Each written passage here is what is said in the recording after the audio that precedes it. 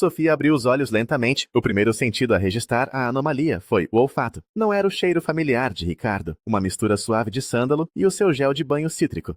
O que sentia era diferente, mais nítido e terroso, uma fragrância a cedro e um detergente de roupa que não reconhecia.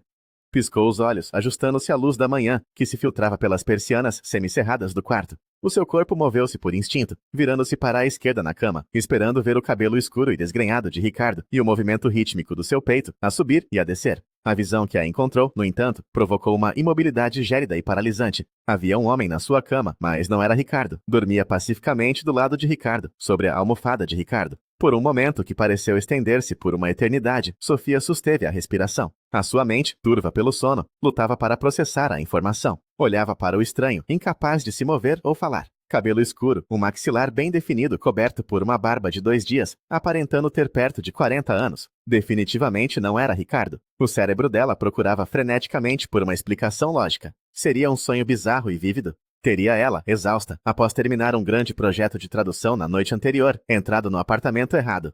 Lentamente, com uma cautela infinita, começou a deslizar para a beira da cama, o movimento quase imperceptível. Mas o homem mexeu-se, franziu o sobrolho em sono, e os seus olhos abriram-se. Eram de um cinzento claro, inicialmente confusos, depois subitamente alerta. Fitaram-se um ao outro por longos e agonizantes segundos. O silêncio no quarto era denso, pesado. "Quem é você?" perguntou ele, a voz rouca do sono, mas desprovida de agressividade. O tom era de pura confusão. "Eu é que devia perguntar isso", sussurrou Sofia, agarrando o edredão contra o peito como um escudo. "O que está a fazer na minha cama? Na minha casa?" "Na minha casa", corrigiu ele, sentando-se abruptamente na cama. O seu olhar percorreu o quarto, fixando-se em detalhes familiares para ele, mas que para Sofia eram simplesmente parte do seu lar. "Eu vivo aqui." Sofia abanou a cabeça, um movimento brusco e negador. "Não, impossível. Eu e o meu marido vivemos aqui há 8 meses. Temos um contrato de arrendamento." Ainda a segurar o edredão, ela saiu da cama, as pernas a tremerem de tal forma que mal a sustentavam. O homem, que se apresentou como Pedro Monteiro, seguiu-a para fora do quarto. Ele não fez qualquer movimento ameaçador. Em vez disso, a sua postura era a de alguém que tenta resolver um puzzle complexo. Apontou para a sala de estar. "Eu não a quero assustar", disse ele, a sua voz calma a contrastar com o tumulto interior de Sofia. "Mas eu tenho os documentos de propriedade deste apartamento. Comprei-o há 4 anos. Ele dirigiu-se a uma estante na sala, uma que Sofia sempre usara para os seus dicionários e livros de referência. Abriu uma gaveta inferior e retirou uma pasta de arquivo azul. Lá dentro havia documentos que pareciam inquestionavelmente oficiais. Uma escritura pública, com selos, assinaturas e datas. O nome dele, Pedro Monteiro, e a morada do apartamento, tudo coincidia. "Não, não pode ser", murmurou Sofia, as suas mãos a tremerem, enquanto folheava os papéis que ele lhe estendeu. "Nós arrendamos este apartamento através de um agente imobiliário. Pagamos uma caução, o primeiro mês de renda. O Ricardo tratou de tudo." "Posso ver o vosso contrato?" perguntou Pedro, o seu rosto expressando uma preocupação crescente. Sofia acenou, sentindo uma onda de náuseas. Foi até a pequena secretária onde trabalhava e retirou de uma gaveta a sua própria pasta, de cor amarela. Entregou-lhe, observando o rosto dele, enquanto ele lia as páginas. A sua expressão passou de confusão para uma certeza sombria. "Isto é uma falsificação", disse ele lentamente, apontando para a assinatura do suposto senhorio. "E nem sequer é uma falsificação de alta qualidade. A assinatura do notário é ilegível, e o selo branco parece impresso. Eu nunca autorizei ninguém a arrendar este apartamento. Estive fora numa expedição de investigação oceanográfica nos Açores durante o último ano. Regressei ontem à noite, muito tarde." Sofia sentou-se pesadamente na beira do sofá, a cabeça a latejar.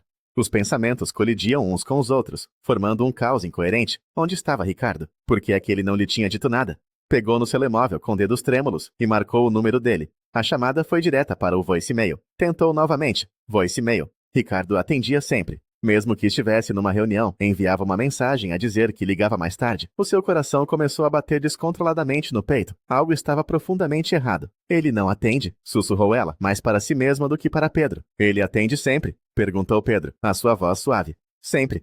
Levantou-se e foi mecanicamente até o quarto. Abriu a porta do guarda-roupa com um movimento brusco e ficou paralisada. Os fatos de Ricardo, as suas gravatas, as camisas cuidadosamente engomadas. Estava tudo no lugar. Mas então Pedro aproximou-se e abriu o outro lado do guarda-roupa. O lado dele estava quase vazio. Apenas algumas peças de roupa que ele não tinha levado na sua expedição. "Isto..."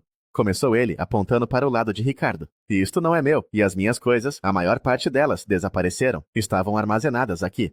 O olhar de Sofia fixou-se num casaco azul escuro que Ricardo usava em ocasiões especiais, numa gravata às riscas que ela lhe tinha oferecido no aniversário de casamento. Como era possível? O homem com quem partilhava a vida, em quem confiava implicitamente, estava a viver numa casa que não era dele, usando o espaço de outra pessoa como se fosse seu. Pedro pegou no seu próprio telemóvel e fez uma chamada. Manuel, é o Pedro. Estás bom? Houve uma pergunta rápida. Sabe se alguém andou a usar o meu apartamento enquanto estive fora? O porteiro do prédio. Talvez ele tenha notado algo. Ele fez uma pausa, a ouvir. Sim, há cerca de 8 meses. Um casal. Ele disse que tinha comprado o apartamento e deu-te uma gratificação generosa para não fazeres perguntas. Pedro olhou para Sofia, o seu rosto uma máscara de incredulidade. Ele disse o nome dele, Ricardo Vargas. Ok, obrigado, Manuel. Depois falamos. Pedro desligou a chamada e virou-se para Sofia. O porteiro confirmou. Um homem chamado Ricardo Vargas mudou-se para cá há 8 meses. Disse que tinha acabado de comprar o apartamento e pediu-lhe discrição. Sofia sentiu o chão desaparecer debaixo dos seus pés. Deslizou para o chão, encostando as costas à parede fria do corredor. O nome, dito por um estranho, soou como uma condenação. É o meu marido, Ricardo Vargas. Pela primeira vez, a enormidade do que estava a acontecer começou a assentar. Isto não era um erro, um mal-entendido. Era uma mentira deliberada e elaborada. A vida que ela pensava ter era uma fachada. Permaneceu sentada no chão por um tempo indeterminado, a olhar para um ponto fixo na parede oposta. O calor da noite anterior, a rotina familiar da sua casa, a segurança do seu casamento. Tudo se desmoronou numa questão de minutos. O seu estômago contraiu-se, mas ela forçou-se a levantar e a voltar ao quarto. Abriu metodicamente cada gaveta, cada armário. As coisas de Ricardo estavam lá, sim, mas apenas as superficiais. Algumas camisas, meias, um frasco de perfume pela metade na cômoda. Mas o seu computador portátil de trabalho, o que ele usava constantemente, tinha desaparecido. O seu passaporte não estava na gaveta, onde o guardava. As suas pastas com extratos bancários e documentos importantes também não estavam lá. As coisas essenciais, as que continham a sua identidade real e os seus movimentos, tinham sido removidas. Abriu a gaveta da mesa de cabeceira do lado dele, e foi então que viu uma pequena pendrive preta, enfiada no fundo, escondida debaixo de recibos antigos e papéis, sem importância. Puxou-a para fora, as mãos a tremer. O que poderia estar ali que ele não quis levar? Sentiu um impulso de a ligar ao seu computador. Hesitou por um momento, depois foi até a sua secretária na sala. Pedro observava-a em silêncio, dando-lhe espaço. Inseriu a pendrive na porta USB do seu portátil. Abriu-se uma única pasta, protegida por palavra passe. A mente dela correu. Que passe usaria ele? Tentou a data de aniversário dela. Acesso negado. A data do casamento deles. Acesso negado. O nome do primeiro cão dele. Acesso negado. Então, lembrou-se de algo que ele dizia em tom de brincadeira. O seu lema para o sucesso. Controlo Total 2023. Digitou as palavras. Acesso concedido. A pasta continha vários ficheiros. Digitalizações de cartões de cidadão, com a fotografia de Ricardo, mas com nomes diferentes. João Ferreira, Miguel Santos, David Costa. Contratos de arrendamento falsificados para outras propriedades em Lisboa e no Porto, plantas de apartamentos, e um ficheiro de texto com anotações. Eram notas sobre os proprietários dos imóveis, as suas profissões, os seus horários, quando viajavam. Havia uma entrada para Pedro Monteiro, oceanógrafo. Expedição longa, 12, 14 meses. Propriedade desocupada, ideal para operação de longo prazo. A sua garganta apertou-se. Isto não era um ato de desespero, era um sistema, uma operação planeada. Pedro, chamou ela, a voz mal audível. Ele aproximou-se e olhou para o ecrã do portátil por cima do ombro dela. O seu rosto endureceu enquanto lia os nomes e via as fotografias. Ele não se limitou a viver aqui, ilegalmente. Ele fazia disto vida. Ele é um profissional, disse Pedro, em voz baixa, o seu tom analítico. Ele identifica propriedades vazias de proprietários ausentes, falsifica os documentos necessários e depois... O quê? Vive nelas gratuitamente? Vende-as a compradores incautos? Ele é consultor de investimentos imobiliários, sussurrou Sofia. Pelo menos foi o que ele me disse. Ele conhece o mercado, os documentos, a linguagem. Eu pensava que era apenas a sua paixão pelo trabalho. Nunca imaginei...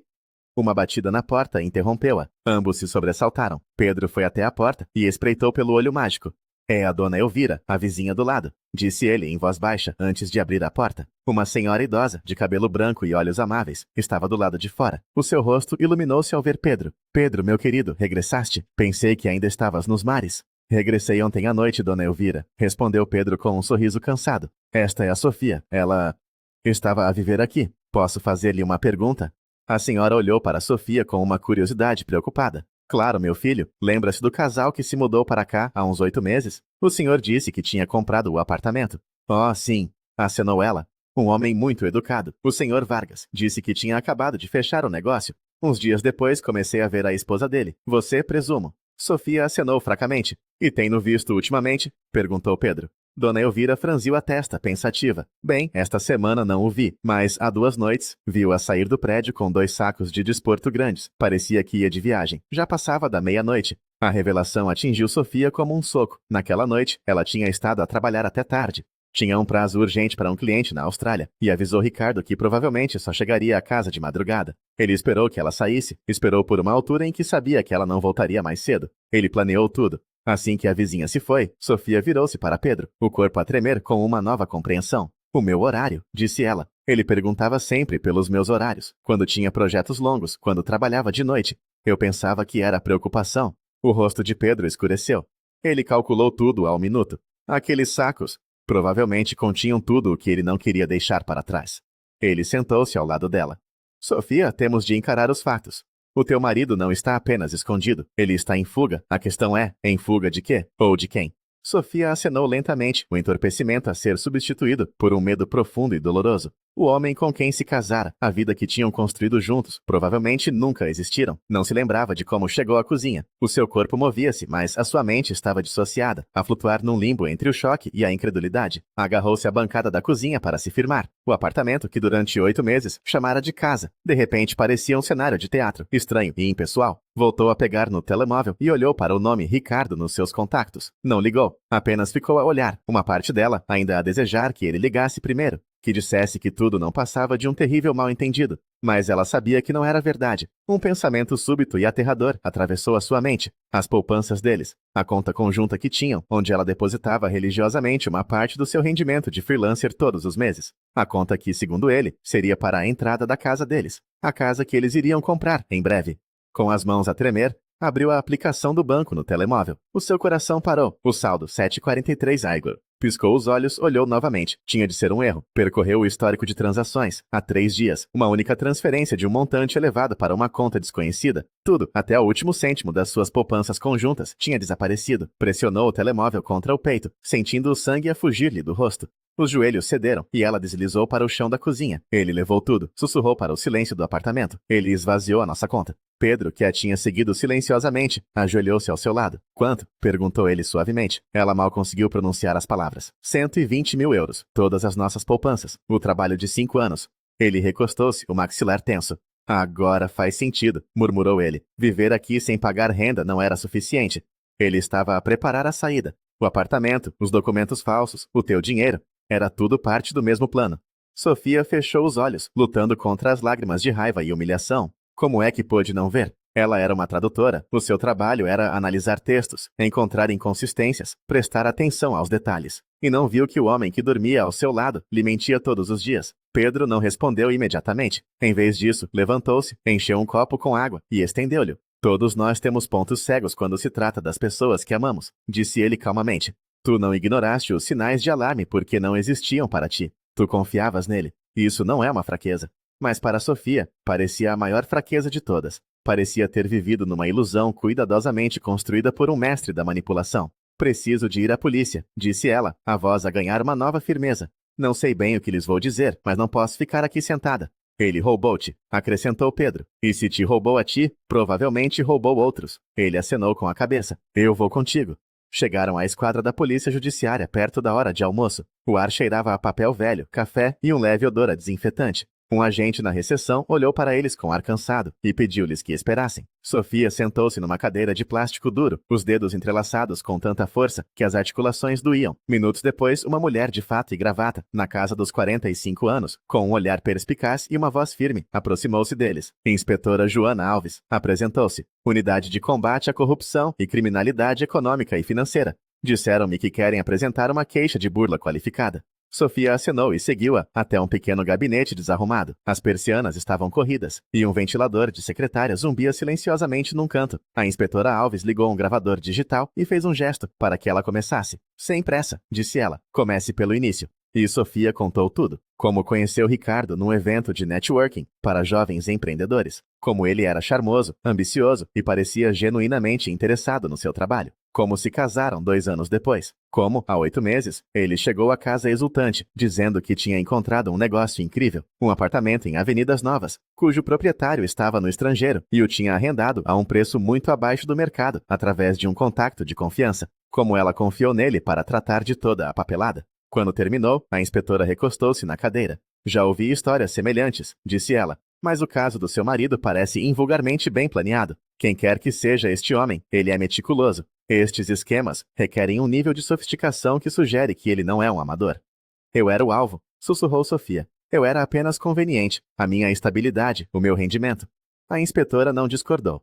Pedro mostrou-lhe as fotografias que tinha tirado a pendrive, os documentos de identidade falsos, os contratos, as anotações. As sobrancelhas da inspetora Alves franziram-se. Isto é ouro. Tiveram sorte em encontrar isto. Sofia não se sentia com sorte. Sentia-se vazia. A inspetora olhou-a diretamente nos olhos. De momento, todos os indícios apontam para si como vítima, Sofia. Mas temos de verificar tudo. A sua assinatura no contrato de arrendamento, os seus registros financeiros. Isto não vai ser um processo rápido. Sofia acenou. Eu só quero a verdade. Ele pode tentar contactá-la, avisou a inspetora. Se isso acontecer, não responda, não se envolva. Informe-nos imediatamente. Quando saíram da esquadra, Sofia sentiu uma estranha calma. Não era paz, mas sim clareza. O tipo de clareza que surge depois de uma tempestade, quando tudo foi destruído e se está no meio dos escombros, forçado a ver o que resta. E o que restava era ela própria. Estava a ponderar a conversa com a inspetora quando o seu telemóvel vibrou na sua mão. Número desconhecido. Por um segundo, o seu coração parou. Depois, com uma resolução que não sabia que possuía, atendeu. Sofia. A voz era calma, estável, demasiado calma. Era Ricardo. O som da voz dele enviou um arrepio pela sua espinha. Não porque soava estranha, mas porque soava normal. Como se nada tivesse acontecido. Como se ele não tivesse desaparecido, roubado as suas poupanças e a tivesse deixado a dormir na casa de um estranho. Onde estás? Retorquiu ela, a voz cortante enquanto caminhava pelo passeio em frente à esquadra. Que raio se passa, Ricardo? Tive de sair. Assuntos de trabalho urgentes, disse ele, a sua voz suave e apaziguadora. Não te queria preocupar. Para de mentir, sibilou ela. O verdadeiro dono do apartamento voltou. Nós sabemos de tudo. O contrato é falso, o dinheiro desapareceu. E o teu trabalho? Tu foste despedido há 3 meses. Eu liguei para a tua antiga empresa. Portanto, não me insultes a inteligência a fingir que nada aconteceu. Houve um longo silêncio do outro lado da linha. Quando ele finalmente falou, o tom tinha mudado. Eu posso explicar, Sofia, mas não por telefone. Apenas, não faças nada estúpido, ok? Não fales com ninguém. Não vais à polícia. Eu vou resolver isto. Eu volto em breve. Ele disse aquilo como uma promessa, como se ainda tivesse o direito de lhe fazer promessas. Não ir à polícia, repetiu ela, uma risada amarga a escapar-lhe. A sério, foi a primeira coisa que fiz. Acabei de sair da polícia judiciária. A voz dele mudou instantaneamente. O calor desapareceu, substituído por um tom gélido e duro. Sofia, disse ele, a voz mais baixa, mais firme. Estou a falar a sério. Tu não sabes no que te estás a meter. Não sabes com quem estás a lidar. Então diz-me. Desafiou ela. Diz-me quem tu és, porque aparentemente passei os últimos 5 anos a dormir ao lado de um estranho. A chamada foi desligada. Ela ficou parada, a olhar para o ecrã do telemóvel, o coração a bater forte contra as costelas. Ele sabe, sussurrou quando Pedro se aproximou. Ele sabe que tu voltaste. Sabe que fomos à polícia. O rosto de Pedro tornou-se sombrio. Então temos de agir depressa e com cuidado. Naquela noite fizeram cópias digitais de tudo o que estava na pendrive e guardaram-nas na nuvem, em várias contas. Cada detalhe, cada nome, cada morada. Era como construir um processo contra um fantasma. Sofia mal conseguiu dormir no sofá da sala de Pedro, envolta num cobertor. Cada som da rua a fazia sobressaltar. No dia seguinte, à meio da tarde, a campainha tocou. O coração de Sofia deu um salto. Pedro foi silenciosamente até a porta e espreitou pelo olho mágico. Recuou lentamente. É ele, disse ele em voz baixa. O sangue de Sofia gelou. Ricardo. Ele acenou. Está a segurar num ramo de flores. Claro que está com flores, murmurou ela com desdém. O que fazemos? Sussurrou ela. Não abrimos a porta, disse Pedro com firmeza. Sob nenhuma circunstância. A campainha tocou novamente. Depois uma terceira vez, o toque mais longo, mais insistente. Seguiu-se uma batida na porta, e depois a voz dele, abafada pela madeira. Sofia, eu sei que estás aí. Por favor, abre a porta. Precisamos de falar. Sofia aproximou-se da porta com as pernas a tremer, mas permaneceu em silêncio. A voz dele tornou-se mais alta, mais impaciente. Sofia, para com isto. É ridículo. Deixa-me explicar. Ela quase riu. Explicar? Como é que se explica uma teia de mentiras que durou anos? Ricardo, disse ela, a sua própria voz surpreendentemente forte através da porta. Como é que vais explicar um contrato falsificado, 120 mil euros roubados e uma vida dupla? Silêncio. Depois a voz dele mudou completamente. A máscara caiu. Tu não fazes a mínima ideia do que está em jogo. Abre a porra da porta, Sofia, agora, antes que as coisas piorem. Antes que as coisas piorem. Pedro deu um passo em frente. Se não se for embora imediatamente, disse ele em voz alta e clara, eu chamo a polícia. A reação de Ricardo foi instantânea e furiosa. E tu quem caralho és? Gritou ele. Pensas que sabes o que se passa? Fica fora disto. Isto é propriedade minha, respondeu Pedro friamente, e a Sofia já não é um problema seu. Vocês vão arrepender-se disto. Rosnou Ricardo. Depois ouviram passos pesados e rápidos a afastarem-se, e o som da porta do prédio a bater com força. Sofia encostou-se à parede, a respiração ofegante. Ele ameaçou-me. Sussurrou ela. O meu marido acabou de me ameaçar. Pedro fez uma pausa, depois pousou suavemente uma mão no ombro dela. Não, ele ameaçou a mulher, que já não consegue controlar. É diferente. E isso, de alguma forma, mudou tudo. Nas semanas que se seguiram, o apartamento de Pedro tornou-se um refúgio improvável. A vida de Sofia tinha sido reduzida aos seus elementos mais básicos. O seu trabalho, que ela continuava a fazer com uma concentração feroz, como se as palavras de outras pessoas fossem a única coisa que ainda fazia sentido. As suas conversas com a inspetora Alves, que ligava periodicamente com atualizações vagas, e a presença silenciosa e constante de Pedro. Eles estabeleceram uma rotina não dita. Pedro, habituado a longos períodos de trabalho solitário e focado, passava grande parte do dia no seu próprio escritório, a analisar dados da sua expedição. Sofia trabalhava na sua secretária na sala. Encontravam-se na cozinha. No início, as suas interações eram staccato, preenchidas com a estranheza da sua situação. Mais lentamente, a estranheza deu lugar a uma camaradagem funcional. Ele preparava o café de manhã, ela tratava do jantar. Falavam sobre os seus dias, sobre o trabalho dele com ecossistemas de profundidade, sobre a complexidade de traduzir a nuances de um romance. Não falavam de Ricardo, a não ser que houvesse uma atualização da polícia. O nome dele pairava no ar, como uma toxina que ambos evitavam inalar. Uma noite, enquanto partilhavam uma refeição simples de peixe grelhado e batatas cozidas, Sofia encontrou-se a observá-lo. Havia uma calma nele, uma solidez que era o antípoda do carisma volátil de Ricardo. Pedro não tentava encantar ou impressionar, ele simplesmente era. Por que é que me estás a ajudar? Perguntou ela de repente, a pergunta a sair, antes que pudesse pensar nela. Pedro pousou os talheres e olhou para ela. Porque é a coisa certa a fazer, disse ele simplesmente, e porque ninguém devia ter de passar por isto sozinho. Ele fez uma pausa. E, para ser honesto, a tua presença impediu-me de enlouquecer com a violação do meu próprio espaço. Deu um rosto humano ao problema, em vez de ser apenas um crime abstrato. A honestidade dele era desarmante. Eu sinto-me tão estúpida, confessou ela em voz baixa. Todos os sinais devem ter estado lá. Eu é que não os quis ver. Sofia, disse ele, o seu tom sério. Pelo que me contaste, ele não te deu sinais para ver. Ele construiu uma realidade inteira à tua volta. Ele não te enganou. Ele criou um mundo para ti. Culpar-te por viveres no mundo que ele criou é como culpar alguém por se molhar a chuva. As suas palavras não apagaram a humilhação, mas ofereceram uma perspectiva diferente. Ela não tinha sido cúmplice da sua própria decepção. Tinha sido a sua principal vítima.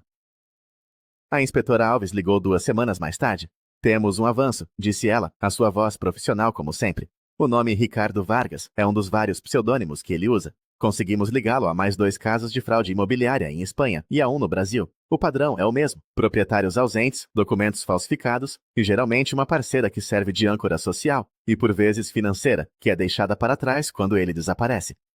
Então, eu não fui a única, disse Sofia. O pensamento trouxe uma estranha mistura de alívio e tristeza. Não, e a pendrive que encontrou foi a chave. Deu-nos acesso a nomes, locais e um modus operandi que nos permitiu conectar os pontos. Ele é parte de uma rede mais vasta. Eles têm pessoas a identificar os alvos, especialistas em falsificação. O seu marido era a face pública, o ator principal. A investigação continuou a avançar. Sofia teve de ir à esquadra várias vezes para identificar fotografias, rever documentos e dar declarações formais. Cada visita era como arrancar uma crosta de uma ferida, mas ela fazia-o com uma determinação fria. Era o único caminho para a frente. Cerca de 1 mês após o desaparecimento de Ricardo, Sofia estava a voltar para casa depois de uma longa caminhada pelo Parque Eduardo VII. Precisava de ar, de espaço, de algo para além das 4 paredes do apartamento. O outono tinha chegado a Lisboa e o ar estava fresco e úmido. Ao aproximar-se do prédio, viu uma figura sentada nos degraus da entrada. O seu corpo inteiro ficou tenso. Era Ricardo. Ele parecia diferente, mais magro, o rosto pálido e não barbeado, as roupas amarrotadas. O brilho confiante nos seus olhos tinha sido substituído por um desespero sombrio. Ele levantou-se assim que a viu. Sofia, disse ele, a voz rouca, por favor, precisamos de falar. Ela parou a uma distância segura. Não sentiu medo, mas sim uma raiva fria e distante. Não temos nada para falar, Ricardo. Por favor, só 5 minutos, implorou ele, olhando nervosamente para os lados da rua. Eu estraguei tudo, eu sei, mas não foi por ti. Eu nunca te quis magoar. Uma risada seca escapou dos lábios de Sofia. Não me quiseste magoar. Roubaste as nossas poupanças, construíste a nossa vida sobre uma mentira e ameaçaste-me. Não me digas que não foi por mim. Eu estava no centro de tudo. Eu não sabia como sair disto, disse ele, a voz a subir. Eu devia dinheiro, muito dinheiro, a pessoas perigosas. Pensei que se conseguisse este último golpe, podia pagar-lhes e começar de novo, limpo. Pessoas perigosas, repetiu ela, cética. Ou era apenas ganância? Outra mentira para te safares? É verdade, insistiu ele, e agora eles estão atrás de mim, e se não me encontrarem, vêm atrás de ti. Tu és o meu único elo visível. A ameaça estava lá, velada como um aviso. Então é por isso que estás aqui, para me avisar? Perguntou ela, cruzando os braços. Ele deu um passo em frente. Eu preciso de ajuda, Sofia. Preciso de dinheiro para desaparecer. Só um pouco para me aguentar, até as coisas acalmarem. A audácia do pedido deixou-a sem fôlego. Tu queres que eu te dê dinheiro? Depois de teres esvaziado a minha conta bancária, estás a ouvir-te. Eu pago-te de volta. Juro, assim que puder, disse ele, os olhos suplicantes. Pensa nos bons momentos que tivemos, Sofia. Nem tudo foi mentira. Eu amava-te. À minha maneira. Ela olhou para o homem à sua frente, o homem que ela pensara conhecer intimamente, e viu-o claramente pela primeira vez. Um poço sem fundo de egoísmo, um homem que consumia tudo e todos à sua volta para alimentar o seu próprio vazio. A tua maneira de amar é destrutiva, disse ela, a voz firme e sem tremores. Não, não te vou dar nada. A única coisa que te posso dar é um conselho. Entrega-te. Talvez seja a única maneira de te salvares. Ela virou-se para entrar no prédio. Ele agarrou-lhe o braço. Não faças isto, Sofia. Tu não percebes? O toque dele foi repulsivo. Ela puxou o braço com força. Eu percebo perfeitamente. Acabou, Ricardo. Nesse momento, a porta do prédio abriu-se e Pedro apareceu. Ele tinha visto a cena da janela. O seu rosto estava impassível, mas os seus olhos estavam fixos em Ricardo. Ela disse que acabou, disse Pedro, a sua voz calma mas carregada de autoridade. Aconselho a ir-se embora. A polícia já tem um mandado de captura em seu nome. Ficar aqui não é uma boa ideia. Ricardo olhou de Sofia para Pedro, uma expressão de ódio a contorcer-lhe o rosto. Pensas que és o herói dela. Vais ver, isto não acaba aqui. Ele cuspiu as palavras, depois virou-se e desapareceu pela rua, engolido pela escuridão que se aproximava. Sofia entrou no prédio, o coração a bater forte, não de medo, mas de adrenalina. Tinha-o confrontado, tinha dito que não, tinha traçado uma linha. Quando chegou ao apartamento, sentou-se no sofá e respirou fundo, sentindo o peso de anos a começar a levantar-se dos seus ombros. 2 semanas depois, Ricardo foi detido no aeroporto de Madrid, a tentar embarcar num voo para a Argentina, com um passaporte falso. A inspetora Alves ligou a Sofia para lhe dar a notícia. A rede de que ele fazia parte estava a ser desmantelada em vários países, graças em grande parte à informação que ele, inadvertidamente, tinha deixado para trás. O processo legal foi longo e desgastante. Sofia teve de testemunhar em tribunal. Viu Ricardo do outro lado da sala, vestido com um fato que não lhe assentava bem, parecendo uma sombra do homem que conhecera. Ele não olhou para ela. Ela falou com uma voz clara e objetiva, descrevendo os factos como os conhecia. Quando terminou, saiu da sala do tribunal e não olhou para trás. A vida continuou. Lentamente, peça por peça, Sofia começou a reconstruir o que tinha sido demolido. A humilhação deu lugar a uma espécie de resiliência endurecida. A dor transformou-se numa compreensão mais profunda da natureza humana, tanto da sua fragilidade como da sua capacidade de enganar. Ela e Pedro continuaram a viver no mesmo apartamento. A sua coabitação forçada tinha se transformado em algo mais, numa amizade forjada no fogo, baseada num respeito mútuo e numa compreensão partilhada. Não havia romance, não ainda, mas havia o potencial para isso, a crescer silenciosamente no espaço entre eles como uma planta rara e preciosa. Uma tarde, 6 meses após a detenção de Ricardo, Sofia estava sentada à sua secretária, a terminar uma tradução. Pedro entrou na sala e sentou-se no sofá, a observar o pôr do sol pela janela. Estava a pensar, disse ele de repente, quando o meu contrato de investigação for renovado, terei de passar mais tempo no Faial, mas não quero vender o apartamento. Ele virou-se para ela. Pensei que talvez, se quisesses, poderias ficar como inquilina, uma inquilina a sério desta vez, com um contrato verdadeiro. Sofia sorriu, um sorriso genuíno, que lhe chegou aos olhos. Eu gostaria disso, mas com uma condição. Qual? Perguntou ele. A renda tem de ser paga a tempo e sem desculpas, e eu insisto em verificar a escritura de vez em quando, só para ter a certeza. Pedro riu, um som caloroso que encheu a sala. Combinado. Naquele momento, Sofia percebeu que a sua história com Ricardo tinha terminado, mas a sua própria história estava apenas a começar. Ela tinha sobrevivido não apenas a uma mentira, mas à destruição da sua própria realidade. E ao fazê-lo, encontrou algo que não sabia que tinha perdido, a si mesma, forte, resiliente e finalmente livre. A casa já não era um cenário de uma vida falsa. Era o seu porto seguro, o lugar a partir do qual ela iria navegar para o seu próprio futuro, nos seus próprios termos.